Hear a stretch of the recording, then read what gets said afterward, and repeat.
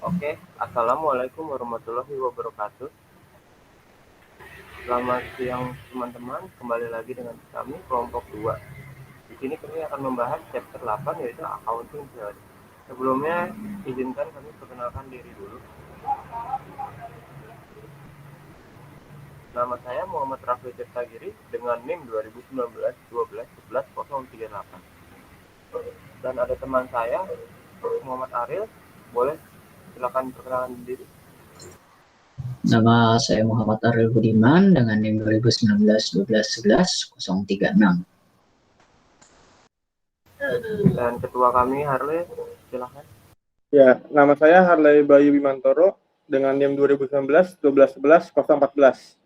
Saya di sini sebagai ketua dari kelompok 2. Selamat menikmati presentasi kami.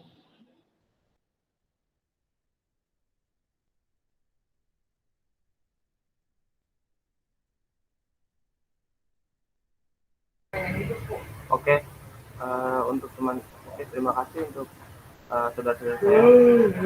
Oke, untuk teman-teman yang ingin mengerti tentang accounting theory, harap ditonton videonya sampai habis. Di sini kita akan membahas tentang liabilities and owner equity. Oke, bisa di next mungkin. Oke, di sini kita akan membahas yang pertama itu tentang proprietary and entity theory. Terus yang kedua kita akan membahas tentang liabilities dividend. Liabilities dividend itu akan dijelaskan apa itu liabilities dividend dan lain-lain. Terus yang ketiga itu kita akan membahas tentang liabilities measurement. Terus yang keempat itu kita akan membahas tentang balance for standard setter. Terus yang kelima itu kita akan akan meringkas semua materi yang keempat tersebut. Oke.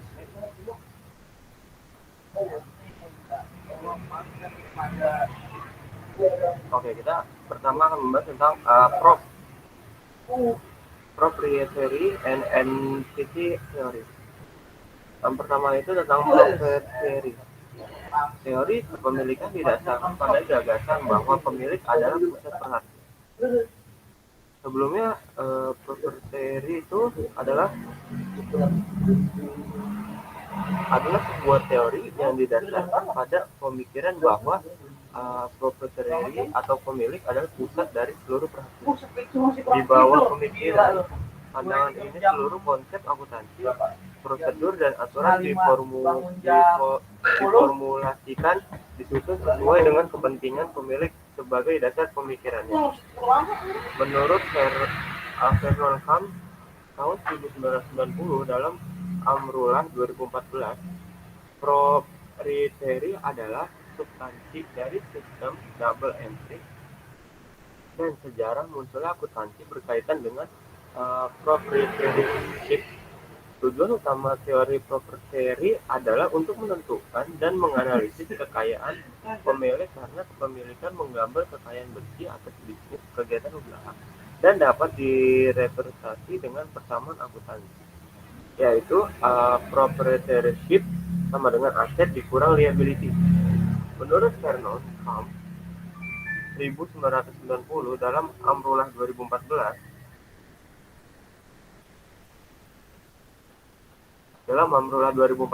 teori ini merupakan teori akuntansi yang paling kuno dan banyak konsep akuntansi yang dikembangkan dari teori ini.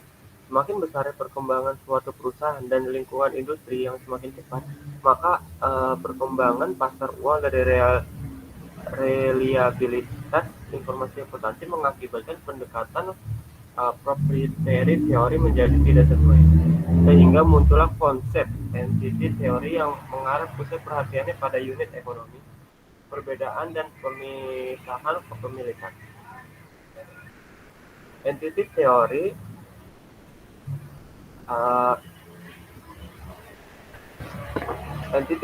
atau teori entitas itu memandang entitas sebagai suatu yang terpisah dan berbeda dari pihak menanamkan modal ke dalam perusahaan dan unit usaha itulah yang menjadi pusat perhatian dan menyajikan informasi yang harus dilayani. bukan pemilik unit usaha atau entiti. Itulah yang dianggap memiliki kekayaan dan kewajiban perusahaan baik kepada kreditur maupun kepada pemilik. Persamaan akuntansi dari konsep entity teori adalah sebagai berikut. Aset, 9 aset sama dengan liability plus equity.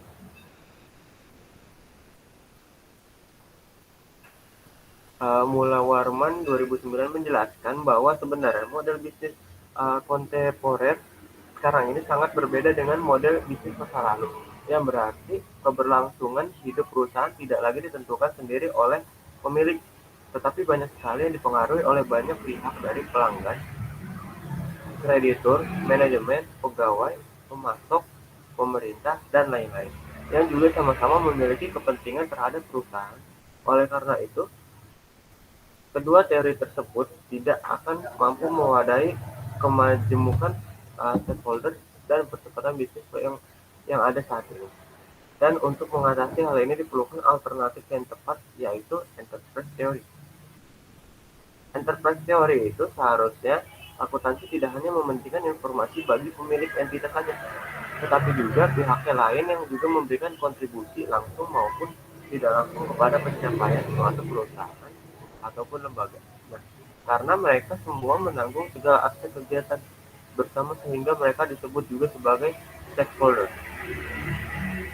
Menurut Amrolah 2014, pandangan enterprise theory dilandasi oleh gagasan perusahaan berfungsi sebagai institusi sosial yang mempunyai pengaruh ekonomi luas dan kompleks sehingga darinya dituntut pertanggungjawaban sosial. Perusahaan tidak dapat lagi dijalankan untuk kepentingan pemegang saham semata-mata, walaupun para pemegang saham mempunyai hak yuridis sebagai pemilik. Kepentingan para stakeholder secara bersama demi berlangsungnya kemakmuran perusahaan haruslah didahulukan. Tujuan perusahaan dalam konteks ini adalah dalam rangka memberi kesejahteraan kepada beberapa kelompok orang yang berkepentingan kepada perusahaan. Konsep ini memang sangat dekat dengan syariah, namun dari sudut pandang syariah belum mengakui adanya partisipan lain secara tidak langsung memberikan kontribusi ekonomi. Menurut Triyuwono 2006, teori ini merupakan teori paling pas untuk akuntansi syariah karena mengandung nilai keadilan, kebenaran, kejujuran, amanah, dan 10 pertanggungjawaban. Namun, konsep ini masih bersifat duniawi dan tidak memiliki konsep tauhid. Oleh karena itu, Triyuwono 2006 mengajukan konsep syariah enterprise theory dengan jalan memasukkan kepentingan indirect participant ke dalam elit atau kekuasaan ekonomi direct participant seperti shareholder, manajemen, employees, customer, supplier, government, dan lain-lain dalam distribusi nilai tambah value add.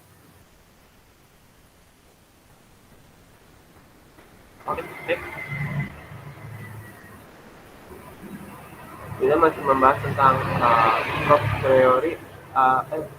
proprietary theory. Kekayaan itu sama dengan kekayaan bersih pemilik, atau bisa dibilang juga sama dengan modal.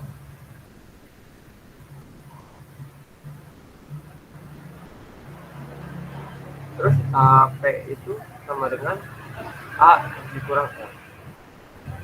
Terus tujuan akuntansi adalah untuk menentukan kekayaan bersih pemilik tadi. Selain itu, tujuan utama akuntansi adalah untuk menghasilkan atau menjadikan informasi ekonomi dari suatu kesatuan ekonomi kepada pihak-pihak yang berkepentingan. Nah, akuntansi belum memiliki fungsi akuntansi itu rekaman laporan akuntansi berfungsi untuk menjadi sebuah rekaman laporan yang mencatat atau merekam transaksi secara sistematis dan kronologis.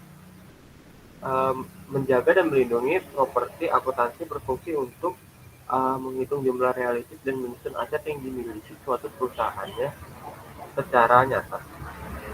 Terus yang legal, akuntansi berfungsi untuk merancang dan mengembangkan sistem seperti menjaga catatan dan pelaporan hasil yang nantinya akan selalu memenuhi persyaratan hukum. Klasifikasi pengertian akuntansi sebagai klasifikasi yang berhubungan dengan analisis secara tersistematis dari data yang sudah tercatat. Meringkas, akuntansi berfungsi untuk penyajian data rahasia dengan cara yang dimengerti dan berguna untuk internal maupun eksternal dan laporan akuntansi. Proses ini fokus pada pelaporan neraca saldo, laporan laba rugi dan neraca laba. Keuntungan atau profit dapat didefinisikan dengan dua cara. Yang pertama itu laba dalam ilmu ekonomi adalah selisih antara pendapatan dengan total biaya atau biaya implisit maupun biaya eksplisit. Biaya implisit termasuk biaya kesempatan yang terjadi ketika perusahaan memilih untuk menggunakan faktor produksi tertentu. Sementara itu laba dalam akuntansi didefinisikan sebagai selisih antara harga penjualan dan biaya produksi. Terus laba dalam meningkatkan kekayaan bersih termasuk laba operasi dan termasuk perubahan nilai aset.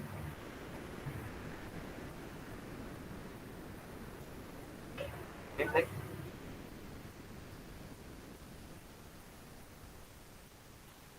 Kita masih membahas tentang proprietary theory.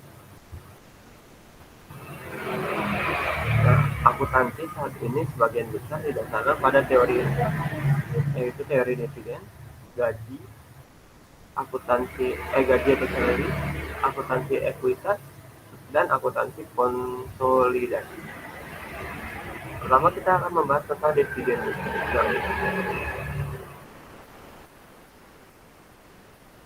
Dividen adalah pembagian laba perusahaan kepada pemegang saham berdasarkan banyaknya jumlah saham yang dimiliki. Pembagian ini akan mengurangi laba di saham dan kas yang tersedia bagi perusahaan, tetapi distribusi keuntungan kepada para pemilik pemegang saham adalah tujuan utama suatu bisnis.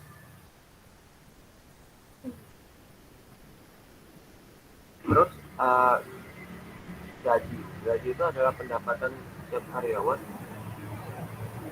atau bisa dikenal dengan salary. Nah, gaji ini di perusahaan itu termasuk ke dalam beban gaji ya, termasuk ke dalam beban untuk karyawan. Terus ada lagi akuntansi ekuitas. Akuntansi ekuitas adalah hal yang perlu dijaga oleh suatu perusahaan. Setiap perusahaan diwajibkan untuk mengatur nilai ekuitasnya secara baik, baik dan ini bisa dilakukan dengan cara mencatat setiap aset yang dimiliki dan kewajiban yang ada. Agar tidak defisit, nilai ekuitas harus lebih besar dibandingkan nilai liabilitas atau jumlah kewajiban. Ada beberapa unsur ekuitas yang perlu diketahui. Itu yang pertama ada modal yang disetor, keuntungan yang tidak dibagi, modal penilaian kembali, modal sumbangan, modal lainnya. Pertama kita akan membahas tentang keuntungan yang tidak dibagi.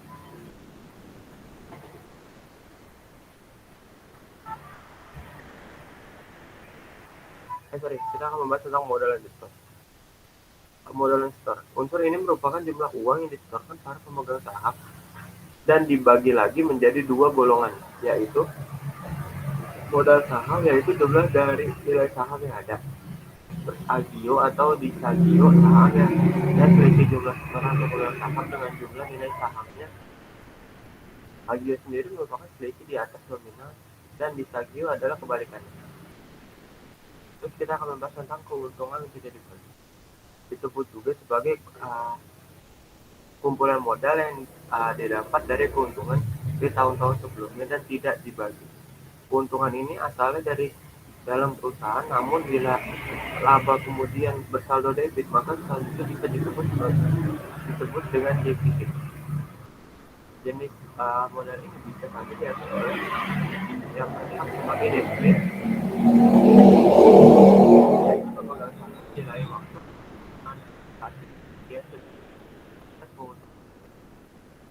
seperti di atas. sang perusahaan harus memiliki modal penilaian kembali. Jika aset-aset yang dimiliki perusahaan dinilai kembali sudah sepatutnya untuk memasukkan selisih nilai aset lama dengan nilai aset baru ke dalam modal penilaian kembali. Terus modal sumbangan. Hal ini terjadi apabila sebuah perusahaan mendapatkan aktiva baru yang berasal dari sumbangan oleh pihak lain. Perusahaan sendiri sama sekali tidak mengeluarkan modal untuk pembelian atau untuk mendapatkan aset-aset baru. Modal lainnya. Modal-modal lainnya bisa didapatkan dari berbagai macam cadangan yang ada. Modal ekspansi, cadangan penurunan harga, persiapan penurunan obligasi, dan lain-lain untuk jumlah keuntungan yang tidak bisa dibagi yang telah masuk ke dalam cadangan dana. Tidak dapat diminta lagi sebagai sebuah definisi. Jenis-jenis ekuitas. Ekuitas adalah satu hal yang dapat digunakan sebagai perhitungan atau analisis keuangan. Beberapa jenis ekuitas yang bisa digunakan dalam ekuitas pemegang saham, ekuitas pembiayaan ekuitas, ekuitas rumah.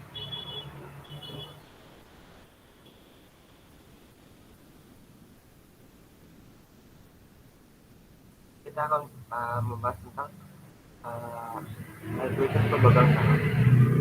Ekuitas pemegang saham adalah seluruh jumlah uang yang nantinya akan dikembalikan kepada pemegang saham jika seluruh aset yang dimiliki oleh perusahaan dilikuidasi dan seluruh utang perusahaan dibayar. Ekuitas dari pemegang saham juga dijadikan sebagai faktor penentu kondisi keuangan perusahaan dan menjadi nilai dari perusahaan itu sendiri. Ekuitas pemilik perusahaan bersama dengan pengertian ekuitas pemegang saham. Yang membedakannya adalah keuntungan pada ekuitas pemilik selanjutnya akan diterapkan di berbagai usaha yang tidak masuk ke dalam bursa efek. Seluruh keuntungan akan masuk ke kantong pemilik usaha sehingga nilai ekuitasnya juga menjadi nilai ekuitas dari pemilik usaha. Terus ada lagi pembiayaan ekuitas. Bila sebuah perusahaan dinyatakan sukses dan berhasil tetapi tidak mendapatkan profit yang berarti, pembiayaan ekuitas bisa dilakukan sebagai salah satu siasat untuk mencari modal. Saham yang ada di perusahaan bisa dijual ke investor dan hasil pembiayaan bisa digunakan untuk mengembangkan perusahaan. Terus ada lagi ekuitas rumah. Bisa disebut juga dengan nilai dari rumah yang dikurangi dengan jumlah utang hipoteknya. Ekuitas rumah sangat penting terutama bagi mereka yang akan membeli atau menjual rumah. Ekuitas adalah salah satu bagian pentingnya di bidang akuntansi keuangan dan tentunya tidak ada salahnya bila ingin mengetahui dan memahami lebih lanjut. Laporan keuangan konsolidasi adalah laporan yang menyebutkan posisi keuangan dari hasil operasional untuk induk perusahaan dan beberapa anak perusahaan. Seakan-akan institut tersebut merupakan satu perusahaan.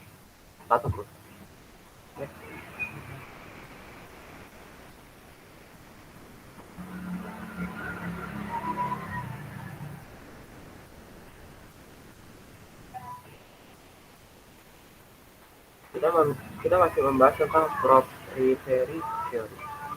Dengan munculnya perusahaan teori tersebut terbukti tidak memadai sebagai dasar untuk menjelaskan akuntansi perusahaan.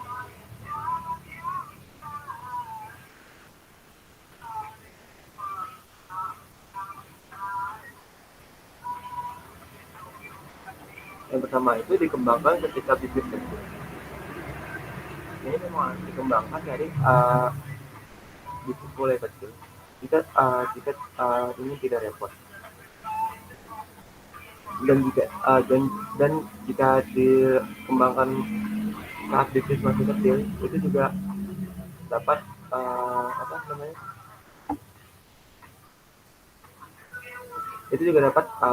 mempercepat perkembangan perusahaan. Terus sebuah perusahaan terpisah dari pemiliknya. Terus perusahaan adalah badan hukum yang berdiri sendiri. Terus pemegang saham bergantung pada manajer untuk informasi dan lagi tidak lagi relevan. Next.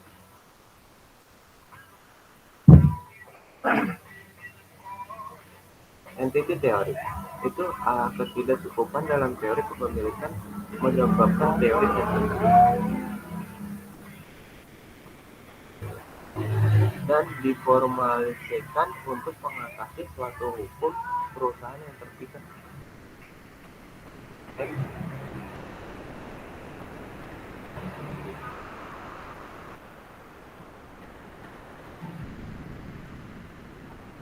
Kita masih membahas teori.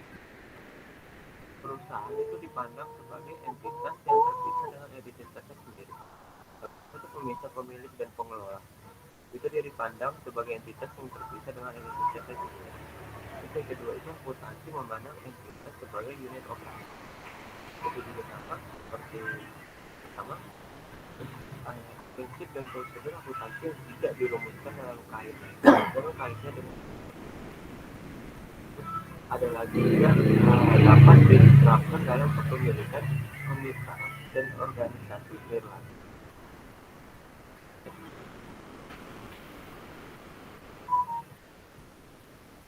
Oke, untuk materi selanjutnya akan dijelaskan oleh saudara.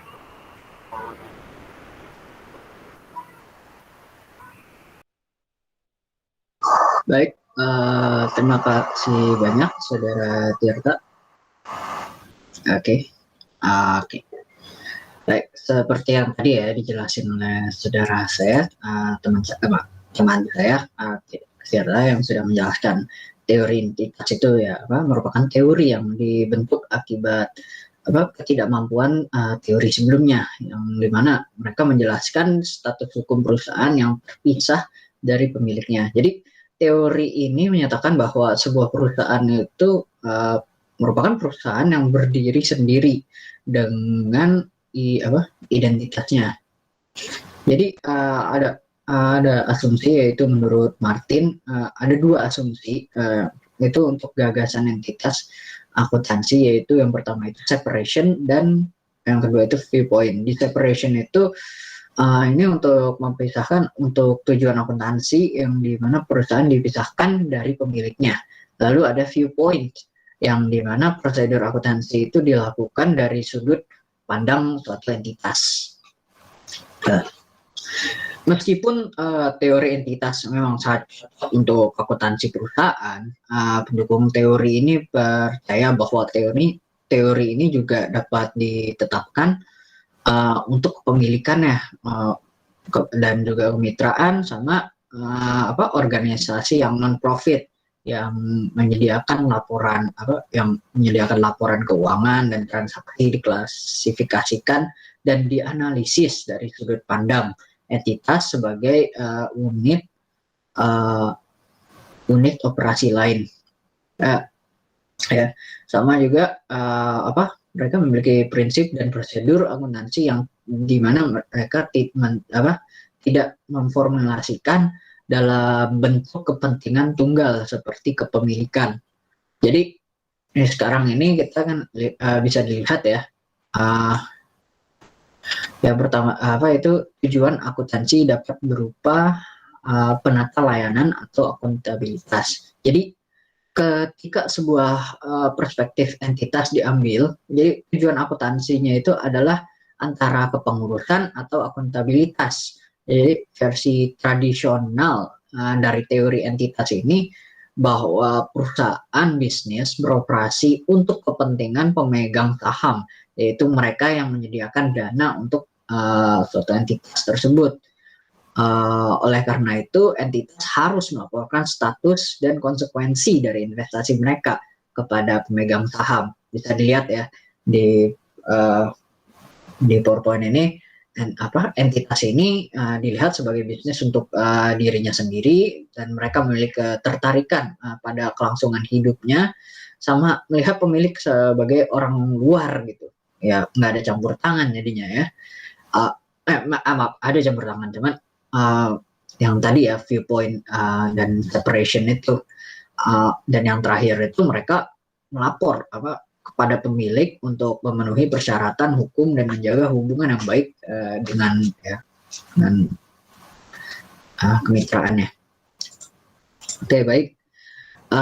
Bisa dilihat sekarang entity theory itu memiliki fokus pada aset. Jadi aset ini mereka ini fokus akuntansinya itu berdasarkan pada persamaan antara aset dan modal. Hal ini dikarenakan entitas yang tidak lagi memandang bahwa kekayaan dari pemilik sebagai fokus, melainkan berfokus pada diri perusahaan itu sendiri. Jadi pemegang saham dan kreditor dianggap sebagai pihak luar yang tadi ya sudah dijelaskan, yang hanya memberikan dana untuk entitas dalam menjalankan suatu bisnis. Jadi aktiva itu sama dengan ekuitas. Ya, bisa dilihat ya kan, aset adalah sumber daya yang dikendalikan oleh entitas, lalu kewajiban dan kewajiban entitas, laba meningkatkan aset bersih dan diperoleh entitas, lalu pemilik hanya memiliki klaim residual atas aset membersih entitasnya. Jadi dia cuma pemilik hanya untuk mencantumkan dana. Jadi dari sini bisa dilihat neraca menunjukkan aset entitas itu yang disebut oleh Patton yang mewakili pernyataan langsung dari nilai entitas dan ekuitas yang disebut sebagai ekspresi berbeda dari total yang sama as. Jadi aset memiliki perusahaan dan utang merupakan kewajiban perusahaan, bukan pemilik. Hal ini telah diargumenkan karena jumlah yang diinvestasikan oleh pemilik saham harus dicatat. Tujuannya itu untuk mengarah ke penggunaan biaya historis yang dimana aktiva ada untuk aktiva non moneter. Karena total pada sisi kanan dari laporan keuangan harus sama dengan total sisi kiri. Setelah menerima dana yang diberikan oleh pemilik saham, perusahaan harus menginvestasikan dana dalam aset tersebut. Aset dan beban pada dasarnya memiliki sifat yang sama. Mereka menyediakan jasa yang membedakannya menyediakan jasa. Yang membedakannya hanyalah sebuah pertanyaan apakah jasa digunakan hingga habis atau akan digunakan untuk penggunaan masa depan. Karakteristik dasar dari pendapatan adalah pendapatan itu untuk menciptakan aset lebih, sedangkan biaya akhirnya itu mengurangi aset. Oleh karena itu, teori akuntansi seharusnya menjelaskan konsep pendapatan atau penghasilan dan biaya dalam hal perubahan aset perusahaan bukan sebagai kenaikan atau penurunan ekuitas pemilik atau pemegang saham. Jadi Patton dan Littleton berpendapat bahwa para pemegang saham memiliki klaim visa kontrak pada total aktiva, dan karena alasan inilah beberapa net income yang diletakkan pada retained earning para pemegang saham yang mendapatkan residual. Jadi sisanya setelah para kreditur dibayar dalam hal terjadi likuidasi perusahaan. Penjelasan ini tuh berkembang dari versi konvensional teori ekuitas. Jadi penafsiran yang lebih baru untuk melihat akun laba ditahan sebagai model perusahaan atau investasi sendiri. Dan pembayarannya untuk pengguna uang adalah biaya, karena baik kreditur dan pemegang saham dianggap pihak eksternal. Oleh karena itu, bunga perubahan dan dividen serta pajak penghasilan adalah biaya-biaya bisnis mereka yang mengurangi jumlah ekuitas entitas yang memiliki dalam dirinya sendiri. Oke, sebagai kesimpulan kita dapat mengatakan bahwa baik teori kepemilikan atau teori entitas ini memiliki pengaruh dalam praktik akuntansi atau dalam praktik akuntansi. Jadi teori akuntansi konvensional didasarkan pada konsep entitas dan laporan keuangan yang mencerminkan pandangan entitas dengan berfokus pada dividen dan laba bersih per saham.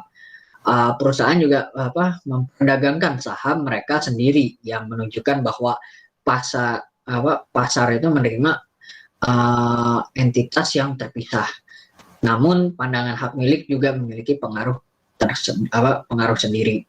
Bisa dilihat ya, baik teori kepemilikan dan entitas masih berpengaruh dalam praktiknya. Yang untuk teori entitas ini, teori akuntansi konvensional itu berdasarkan mereka menggunakan teori akuntansi konvensional sebagai dasarnya. Lalu laporan keuangan juga mencerminkan teori entitas ini tadi ya di kesimpulan itu. Dan yang terakhir pada teori kepemilikan atau teori proprietary, beban bunga adalah sebagai beban dan dividen adalah pembagian suatu keuntungan. Oke, sekarang kita ke liabilities define. Apa definisi liabilitas? Menurut kerangka IASB, jadi liabilities atau kewajiban adalah hutang entitas yang timbul dari peristiwa masa lalu yang dimana penyelesaian menyebabkan adanya arus keluar sumber daya ekonomi entitas tersebut. Ya kan bisa dilihat ya di ini kewajiban ini entitas yang timbul dari peristiwa masa lalu yang penyelesaiannya diharapkan mengakibatkan arus keluar sumber daya entitas yang mengandung manfaat ekonomi.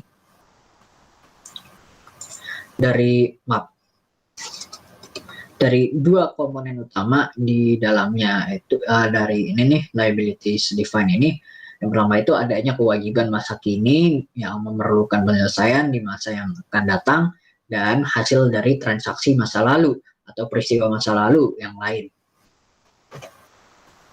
Dilanjuti dengan perasaan obligasi obligasi masa kini. Jadi dari definisi kerangka IASB, mereka menyatakan bahwa liabilitas diharapkan dapat menyebabkan terjadinya outflow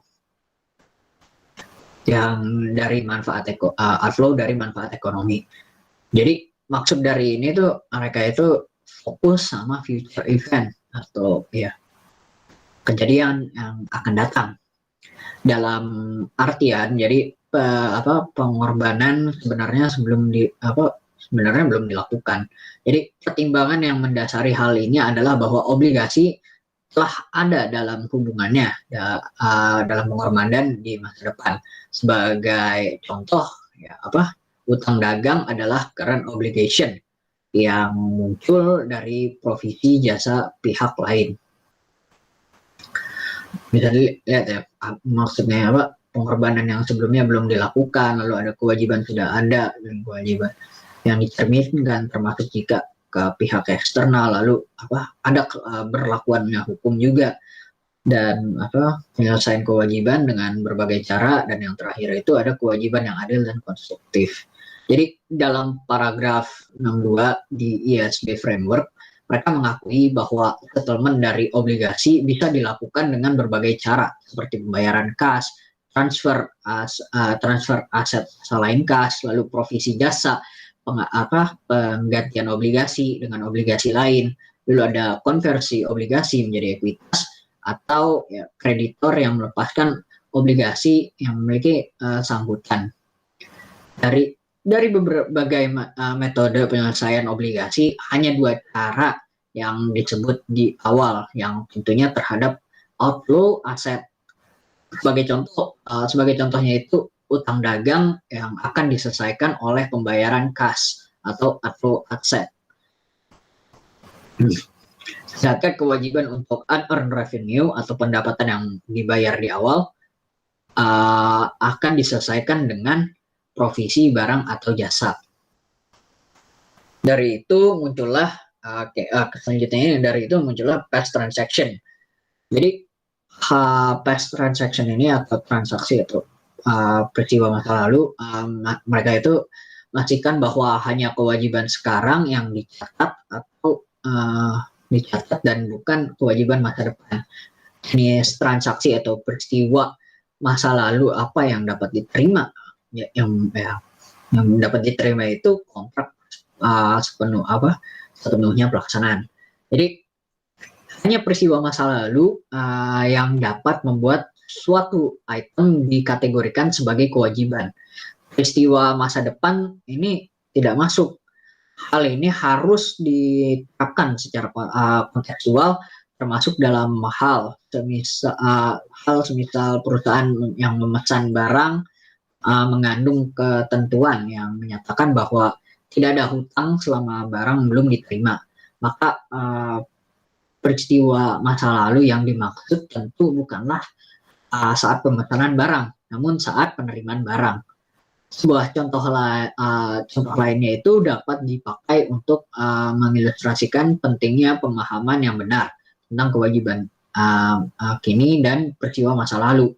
Jadi ketika sebuah perusahaan pertambangan mengumumkan penambangan, apakah saat itu juga perusahaan dapat dikatakan memiliki kewajiban kini untuk memulihkan situs tambang? Jawabannya itu adalah ya. Kewajiban ini tersebut muncul sebagai akibat dari peristiwa masa lalu, yaitu penandatanganan kontrak. Dilanjuti dengan ini liability recognition atau pengakuan kewajiban. Bisa dilihat di sini kriteria pengakuannya itu yang pertama itu ketergantungan pada hukum. Mereka jadi bersifat keberlakuannya itu berdasar pada hukum. Lalu ada ketentuan substansi ekonomi dari peristiwa tersebut. Mereka itu mengutip dengan kewajiban nyata. Lalu adanya kemampuan untuk mengukur nilai kewajiban. Biasanya mereka menggunakan jumlah nominal, dan jika periodenya lebih lama dari 12 bulan, berdasarkan nilai sekarang dari arus kas masa depan yang diharapkan mereka mengharapkan masa depan. Lalu adanya mereka menggunakan prinsip konservatisme. Jadi pada titik mana entitas terlalu konservatif?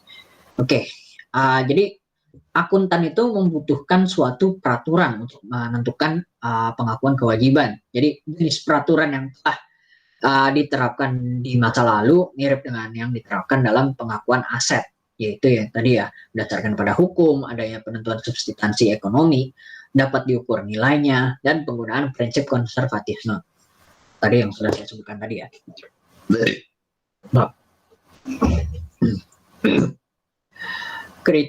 Jadi kriteria pertama ini, jika ada klaim yang memiliki kekuatan secara hukum, ada sedikit keraguan bahwa suatu kewajiban terjadi, meskipun kewajiban itu adil atau konstruktif yang dianut dalam definisi kewajiban.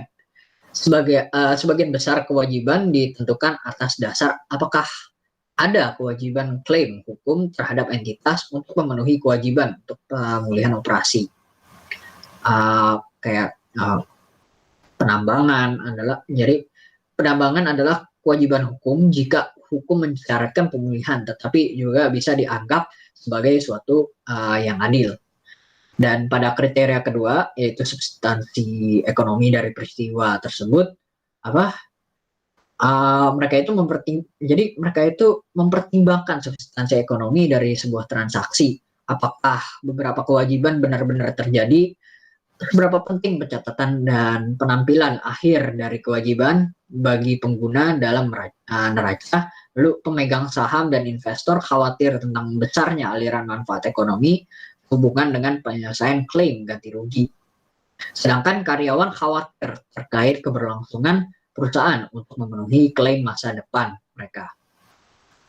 Dan pada kriteria ketiga yang berkaitan dengan menentukan nilai kewajiban. Jadi untuk beberapa kewajiban nilai diwakili oleh harga kontrak, seperti jumlah uang yang harus dibayar untuk barang dan jasa yang diterima. Nilai kewajiban mungkin berbeda dengan jumlah nominalnya. Misalnya, jika kewajiban melibatkan jangka waktu lebih dari 12 bulan, ini harus dipertimbangkan nilai waktu dari uang tersebut. Sehingga perhitungan nilai kewajiban akan didasarkan pada nilai yang sekarang, dan arus kas masa depan juga diharapkan untuk tidak menggunakan bukan jumlah nominalnya. Dan yang terakhir, kriteria keempat, terkait prinsip konservatisme ini lebih baik mereka mencatat kewajiban terlebih dini dibanding aset, sehingga timbul kesan bahwa lebih aman memiliki keadaan aset understated daripada liabilities understated. Masalah yang kemudian muncul adalah sampai sejauh mana perusahaan akan bersikap konservatis. Konservatisme yang berlebihan akan mengakibatkan laporan keuangan menjadi bias. Sementara mengambil keputusan tentu memerlukan informasi yang netral dalam mengambil keputusan. Jadi semua ini, kewajiban ini diakui dalam neraca apabila besar kemungkinan bahwa suatu arus keluar sumber daya yang memiliki manfaat ekonomi merupakan hasil dari penyelesaian kewajiban saat ini dan jumlah di mana penyelesaian akan berlangsung serta dapat diukur dengan andal. Oke. Ini bisa dilihat ya, ISB framework atau kerangka ISB, mereka memberikan panduan dalam kaitannya dengan pengakuan elemen neraca dan dilaporkan laba rugi, dinyatakan bahwa item yang memenuhi definisi elemen harus diakui jika yang pertama itu kemungkinan adanya manfaat ekonomi masa depan berkenan dengan item akan mengalir atau dari entitas, dan yang kedua itu item memiliki nilai yang dapat diukur dengan andal. Harus dong item tersebut memiliki biaya atau nilai yang dapat diukur dengan keandalan. Jadi apa sih yang dimaksud dari arti kemungkinan ini dan apa yang dimaksud dengan pengukuran reliable? Jadi suatu kewajiban diakui dalam neraca ketika kemungkinan besar tersebut mengakibatkan arus keluar dari sumber daya yang memiliki manfaat ekonomi yang diakibatkan dari penyelesaian kewajiban kini dan jumlah di mana penyelesaian akan berlangsung dapat diukur dengan andal. Oleh karena itu, masalah-masalah penting yang harus dipertimbangkan dalam kaitannya dengan pengakuan kewajiban yaitu yang pertama itu kemungkinan besar arus keluar dari manfaat ekonomi, lalu adanya reliabilitas pengukuran. Jadi dalam prakteknya mungkin sulit untuk menerapkan kriteria tersebut. Misalnya apa maksud kemungkinan? Bisa dikatakan bahwa itu berarti semakin besar kemungkinan daripada lebih kecil kemungkinannya. Namun perbedaan individu dalam perkiraan probabilitas dari suatu peristiwa dapat bervariasi yang menyebabkan inkonsistensi dalam pengukuran. Jadi kerangka ini menyatakan pengukuran yang dapat diandalkan adalah bebas dari kesalahan material dan bias. Lebih lanjut bahwa item diukur sehingga menunjukkan dengan tepat apa yang dimaksudkan. Kerangka kerja yang menyatakan secara spesifik bahwa kewajiban yang tidak dapat diakui jika mereka tidak dapat diukur dengan andal. Salah satu contoh andalnya itu tindakan hukum jika kerusakan yang akan dibayar tidak dapat diestimasi dengan andal, maka item tidak dapat diakui sebagai kewajiban. Ya, tadi berdasarkan itu ya kerangka ISB, sekarang ini liability measurement atau pengukuran liabilitas. Jadi berdasarkan IFRS, metode pengukuran yang paling umum digunakan untuk kewajiban adalah biaya historis. Pengukuran fair value digunakan pada pengukuran awal transaksi yang melibatkan kewajiban dalam hubungannya dengan IAS 17 sewa atau lease dan IAS 39 yang pengakuan dan pengukuran instrumen keuangan. Lalu IFRS 2 setoran saham berbasis IFRS 3 berbasis. Lalu adanya IFRS 3 penggabungan usaha. Ya.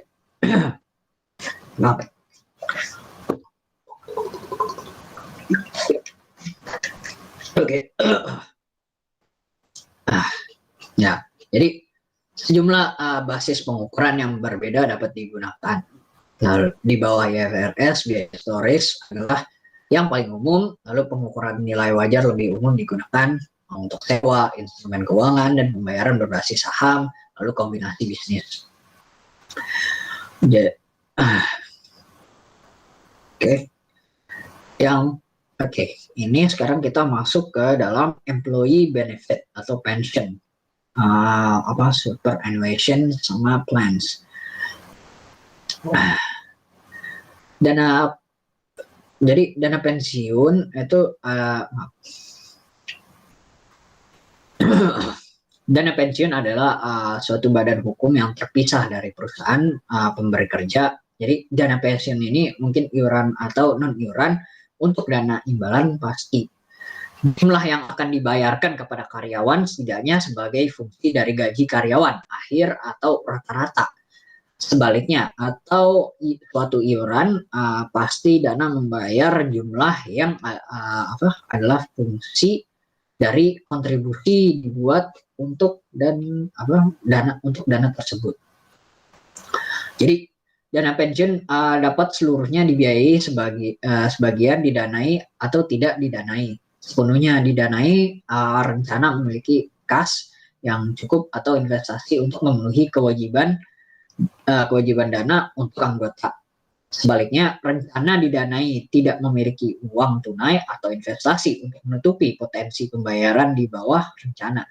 Jadi sejauh yang jumlah yang diselenggarakan dipercaya dan yang dibayarkan ke dana pensiun tidak cukup untuk memenuhi kewajiban berdasarkan program saat mereka jatuh tempo. Dana pensiun adalah kekurangan dana.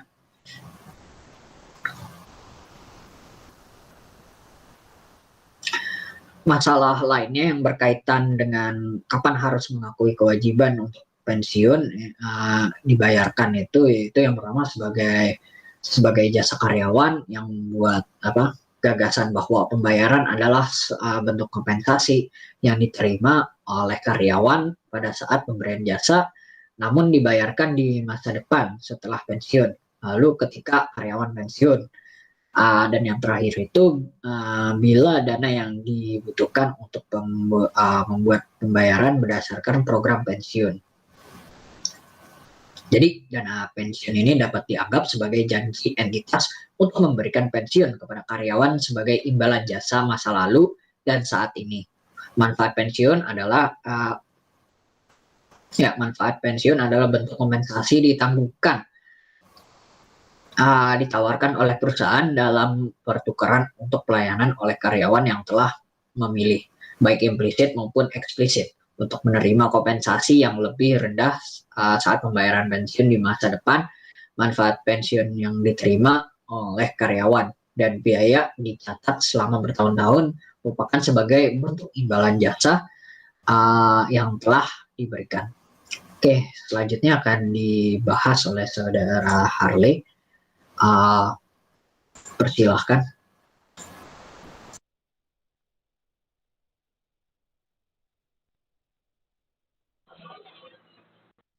Ya, terima kasih Saudara Ariel.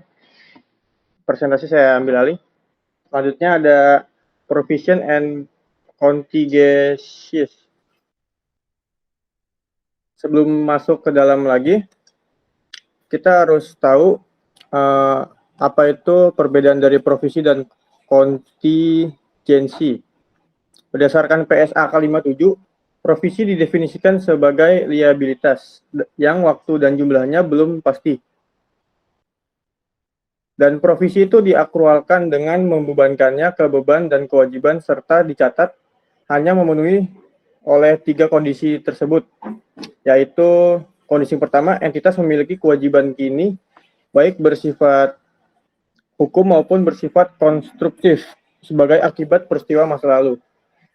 Dan kondisi yang kedua itu, kemungkinan besar penyelesaian kewajiban tersebut mengakibatkan arus keluar sumber daya yang mengandung manfaat ekonomi. Lalu kondisi yang terakhir itu adalah jumlah kerugian dapat diestimasi secara layak. Estimasi yang layak itu dilihat dari pengalaman dari atau nasihat pengacara dan lain-lain. Sedangkan kontingensi itu didefinisikan sebagai kewajiban kini yang timbul sebagai akibat peristiwa masa lalu, tetapi tidak diakui karena tidak terdapat kemungkinan besar itu entitasnya mengeluarkan sumber daya untuk menyelesaikan kewajibannya. atau jumlah kewajiban tersebut tidak dapat diukur secara andal. Dan jika kemungkinan bahwa kewajiban kini belum ada pada akhir periode pelaporan, entitas mengungkapkan disclose atau kewajiban kontingensi.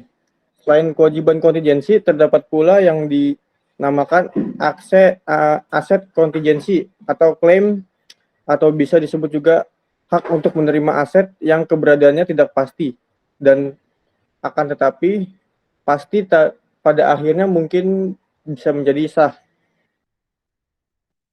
Lalu contoh aset kontingensi yang paling umum itu adalah berkaitan dengan penerimaan yang mungkin atas uang dari hadiah.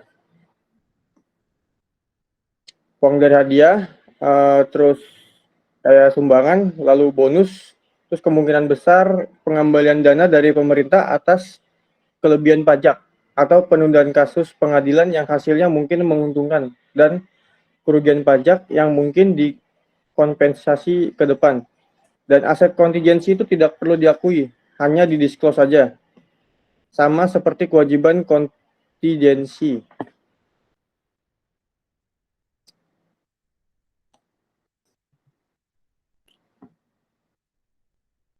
Lalu jika kita rangkum peluang keterjadian dari suatu ketidakpastian, maka kita akan mendapatkan 3 kondisi yang antara lain yang pertama, probable atau kemungkinan keterjadian sangat tinggi. Dalam kondisi ini perusahaan mencatat provisi. Dan yang kedua itu reasonability or possibility atau peluang kejadian masa depan yang terjadi lebih besar daripada kemungkinan tidak terjadi. Namun masih di bawah tingkat kemungkinan probable. Dalam kondisi ini perusahaan melakukan disclosure kewajiban kontingensi. Dan yang ketiga itu remote atau peluang yang di mana kejadian masa depan terjadi sangat kecil sehingga tidak perlu diungkapkan. Contohnya itu seperti yang pertama adalah tuh perkara pengadilan dan klaim. Lalu perkara pengadilan dan klaim itu biasanya sulit untuk ditentukan nilai rupiahnya yang akan ditanggung oleh perusahaan. Untuk itu biasanya kasus ini tuh hanya perlu untuk didisclose saja tanpa mengakui kewajiban diestimasi untuk menentukan harus didisclose atau tidak. Lalu ada beberapa faktor yang harus diperhitungkan. Faktor yang pertama itu ada periode waktu di mana penyebab tindakan yang mendasari terjadinya probabilitas yang tidak menguntungkan. Lalu selanjutnya itu kemampuan untuk membuat estimasi yang layak atas jumlah kerugian jika kasus hukum tersebut menimbulkan kewajiban di masa yang akan datang yang berupa arus keluar sumber daya. Peluang keterjadiannya itu mungkin dan terjadi sebelum laporan keuangan rilis atau terbit. Biasanya itu tanggal 31 Desember. Dan maka perusahaan wajib memberikan disclosure atas kasus tersebut. Lalu contoh kedua dari teori di atas itu adalah biaya garansi dan jaminan. Biaya garansi dan jaminan itu adalah contoh dari provisi yang wajib untuk dicatat kewajiban diestimasi, karena kewajiban ini biasanya dapat diestimasi dan diukur secara andal dan memiliki probabilitas keterjadian yang sangat tinggi. Nah, untuk mencatat biaya jaminan ini, perusahaan menggunakan 2 metode dasar akuntansi, yaitu metode yang pertama ada metode dasar kas, dan yang kedua itu ada metode akrual. Untuk metode dasar kas biaya jaminan atau warranty expense dicatat sebagai beban pada saat penjual mengeluarkan kas untuk menepati jaminan itu. Dan metode kas ini diwajibkan apabila kewajiban jaminan tidak diakrualkan pada tahun penjualan tersebut, karena tidak mungkin bahwa kewajiban telah terjadi atau jumlah kewajiban tidak dapat diestimasi dengan layak. Untuk metode akrual telah terjadi atau jumlah kewajiban tidak dapat diestimasi dengan layak. Dan metode akrual itu jaminannya yang berhubung dengan barang jasa yang telah dijual. Dan menurut metode akrual, biaya jaminan dibebankan ke beban operasi pada tahun penjualan. Lalu provisi dan kontingensi itu terjadi di mana ada masa kekaburan antara kewajiban sekarang dan masa depan. Dan kewajiban dan provisi diakui hanya jika terdapat kewajiban begini, kemungkinan besar dapat diukur secara andal. Liabilitas kontingensi itu tidak memenuhi kriteria ini. Catatan. Next.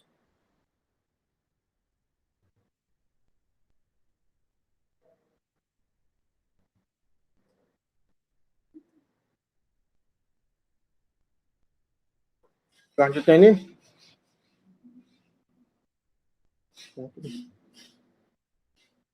ini ada owner equity. Owner equity atau kekayaan sendiri itu biasa disebut modal sendiri adalah entitas yang dimiliki pemilik usaha terhadap aset bersih. Owner equity ini juga bisa berarti sebagai modal yang disetor kepada perusahaan oleh pemilik usaha. Oleh karena itu, tidak jarang owner equity itu disebut dengan investasi yang dilakukan pemilik perusahaan sehingga perusahaan mampu bekerja secara produktif. Dan modal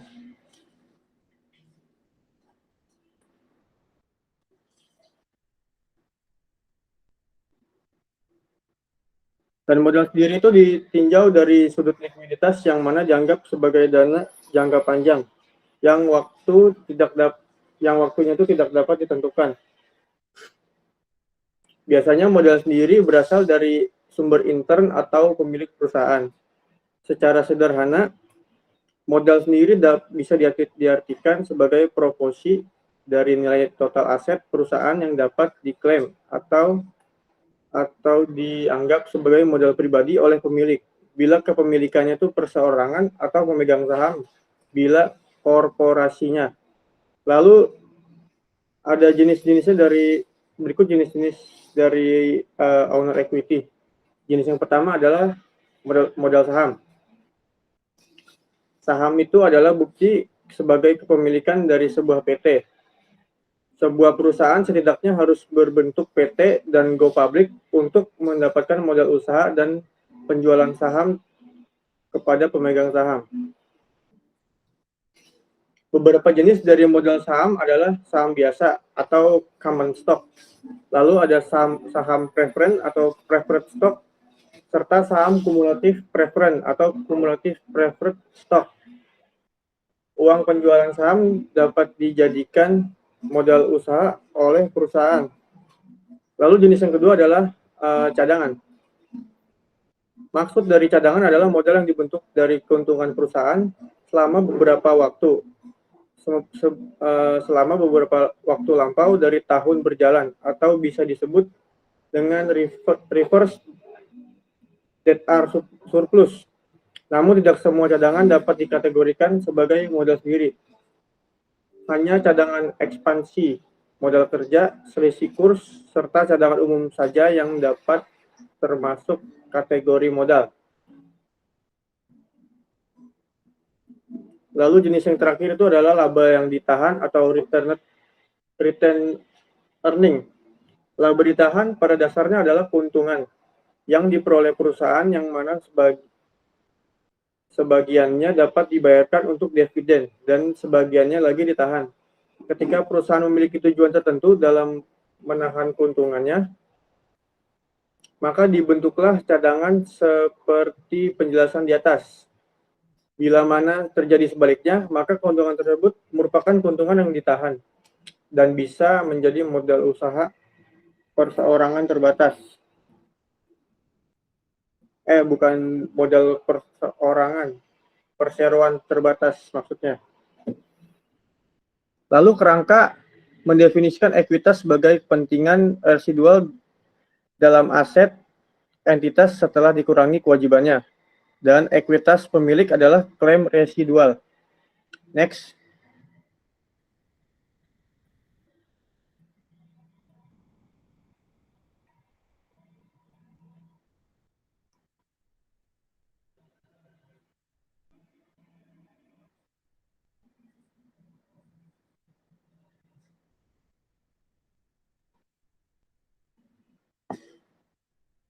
Selanjutnya masih di slide owner equity.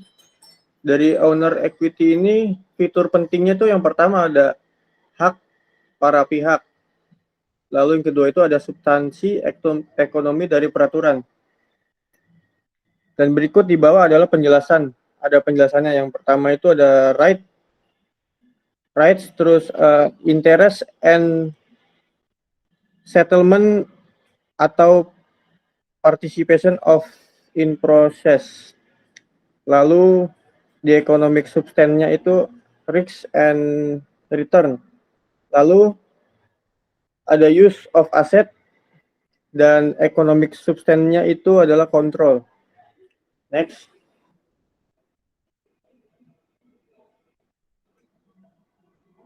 Lalu selanjutnya ada konsep of capital.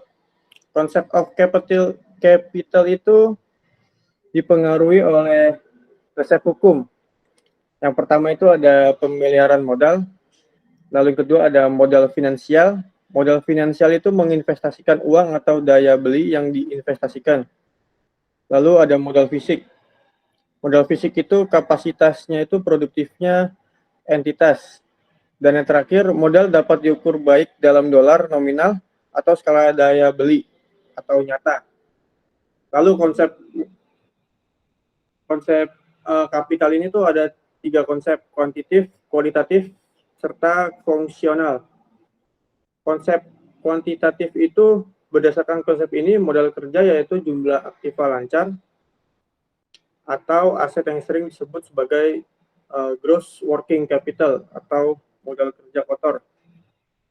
Dalam hal ini diberlakukan guna mencukupi kebutuhan dana operasional perusahaan yang bersifat rutin atau berjangka pendek. Lalu selanjutnya ada konsep kualitatif. Konsep kualitatif itu dalam konsep ini adalah modal kerja yaitu kelebihan atau selisih jumlah aktiva lancar terhadap kewajiban lancar. Dan jumlah aktiva lancar ini bersumber dari pemilik perusahaan maupun pinjaman jangka panjang. Konsep ini juga disebut dengan nama net working capital. Dan konsep yang terakhir itu ada konsep fungsional.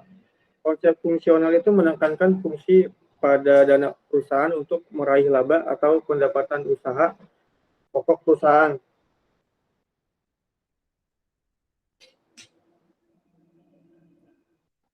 Dan sejumlah dana perusahaan dipakai untuk peningkatan laba perusahaan. Semakin banyak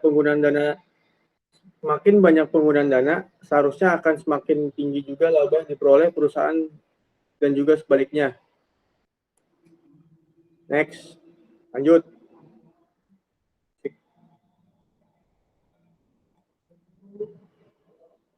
Selanjutnya ada classification with owner equity. Classification with owner equity itu adalah perbedaan antara modal yang disumbangkan dan diperoleh secara berguna dan pendapatan yang disimpan. Tidak semua transaksi cocok dengan baik ke dalam kategori dan dibagikan di dividen. Lanjut. Lalu challenge for standard sitter. IASB memiliki beberapa proyek yang akan mempengaruhi definisi pengakuan dan pengukuran kewajiban. Yang pertama itu ada perbedaan utang versus ekuitas. Sebelumnya, dari perbedaan utang versus ekuitas itu, utang adalah uang yang dikumpulkan oleh perusahaan dalam bentuk modal pinjaman yang dikenal sebagai hutang. Dan ini juga menunjukkan bahwa perusahaan berutang uang kepada orang atau entitas lain. Mereka adalah sumber keuangan termurah karena biaya modal mereka lebih rendah daripada biaya ekuitas dan saham preferensi. Dana yang dihimpun melalui pembiayaan utang harus dilunasi setelah berakhirnya jangka waktu tertentu. Dan hutang bisa dalam bentuk pinjaman berjangka, surat atau obligasi. Pinjaman berjangka diperoleh dari lembaga keuangan atau bank sementara, dan sementara surat utang dan obligasi diterbitkan untuk masyarakat umum.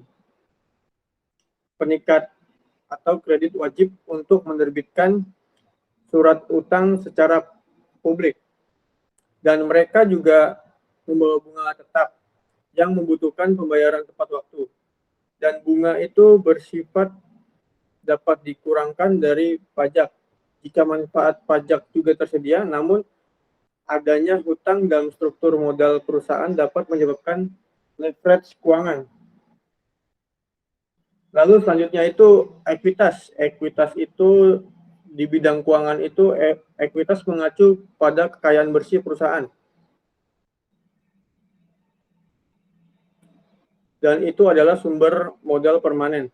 Itu adalah dana pemilik yang dibagi menjadi ke beberapa bagian. Dengan berinvestasi dalam ekuitas, seorang investor mendapatkan porsi kepemilikan yang sama di dalam perusahaan, di mana ia telah menginvestasikan uangnya. Investasi dalam biaya ekuitas lebih tinggi daripada berinvestasi dalam hutang. Dan ekuitas terdiri dari saham biasa, saham preferensi, dan cadangan atau surplus. Dan dividen harus dibayarkan kepada pemegang saham sebagai pengembalian investasi mereka. Dan dividen atas saham biasa atau saham ekuitas tidak tetap itu atau berkala, sedangkan saham preferensi itu menikmati pengembalian tetap atas investasi mereka. Tetapi mereka juga tidak dapat teratur sifatnya, meskipun dividen tidak dapat dikurangkan dari pajak. Dan investasi dalam saham adalah yang berisiko seperti dalam penutupan perusahaan. Mereka akan dibayar pada akhirnya setelah hutang semua kepentingan lainnya habis. Tidak ada pembayaran yang dilakukan dalam pemegang saham ekuitas, yaitu pembayaran dividen bersifat sukarela. Selain itu, pemegang saham hanya akan melunasi pada saat likuidasi, sementara saham preferen itu ditebus sebagai periode tertentu. Next.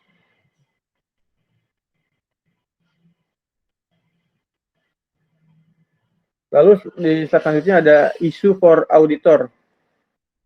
Di isu for auditor ini, kelengkapan kewajiban yang diakui neraca dan catatan pengungkapan tentang kontingensi dan kewajiban lainnya merupakan salah satu masalah utama bagi auditor, yang antara lain yang pertama ada bukti, terus waktu, ada juga cut off.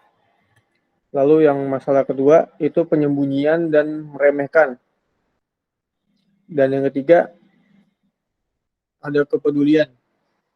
Keempat ada berlebihan sampai ketentuan.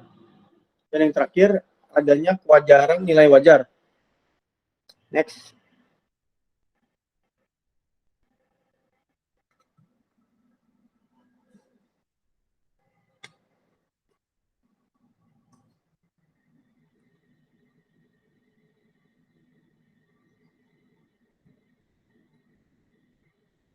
Ngapain bawa?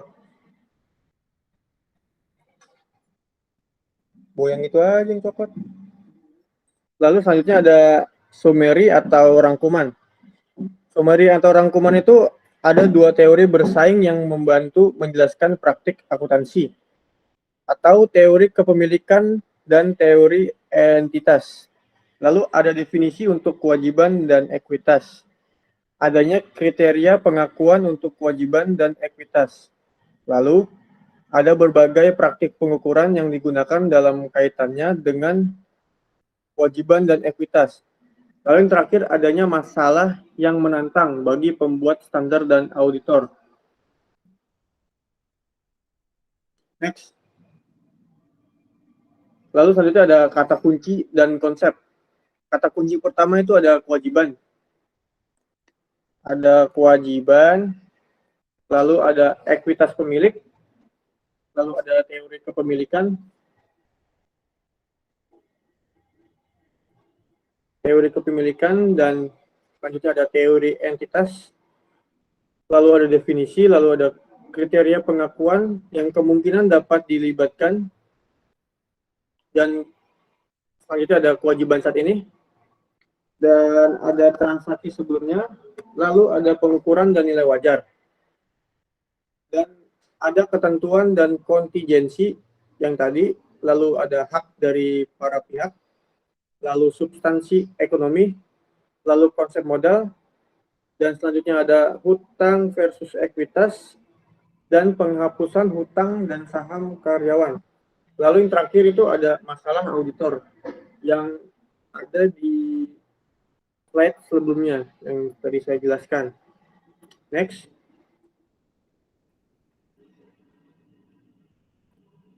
Ya. Sekian presentasi dari kelompok kami, kelompok 2. Saya Harley Bayu Bimantoro pamit undur diri. Saya ketua dari kelompok ini, mewakili dari semua anggota. Assalamualaikum warahmatullahi wabarakatuh.